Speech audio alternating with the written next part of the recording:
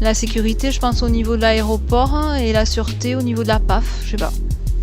Une différence de personnel, oui, parce qu'il y en a qui sont plus de la police nationale que certainement que de la sécurité même de l'aéroport, quoi.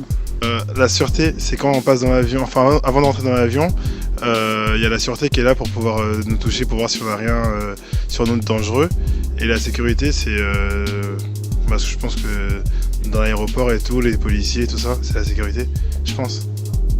Sûreté, c'est la qualité de l'avion, je pense. Hein. Les pilotes, copilotes, toute l'équipe qui est autour.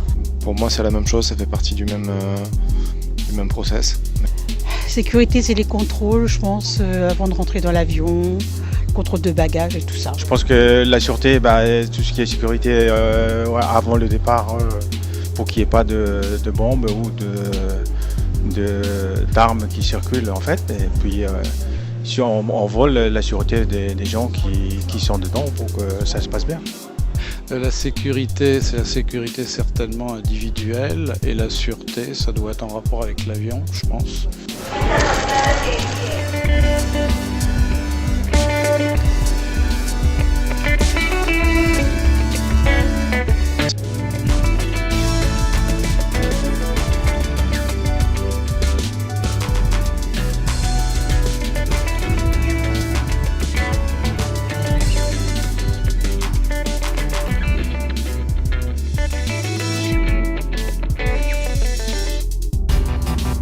L'Agence européenne de sécurité aérienne émet chaque année des recommandations et des directives.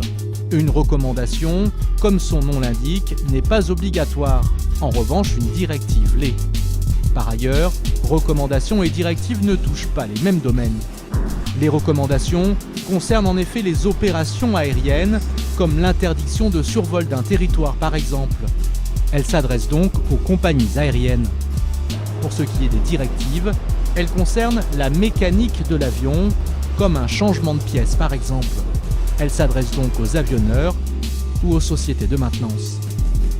Recommandations et directives contribuent chaque jour à l'amélioration de la sécurité aérienne.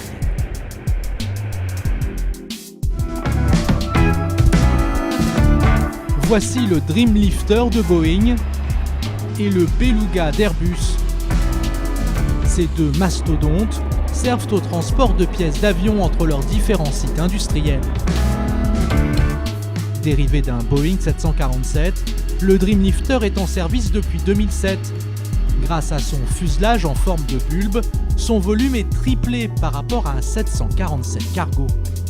Le chargement s'effectue par la queue, qui s'ouvre littéralement sur le côté. Sur le Beluga, c'est par l'avant que ça se passe, via la porte cargo qui se lève.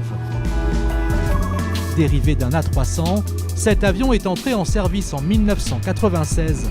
Il sera prochainement remplacé par le Beluga XL, plus grand, mais toujours bien plus petit que le Dreamlifter.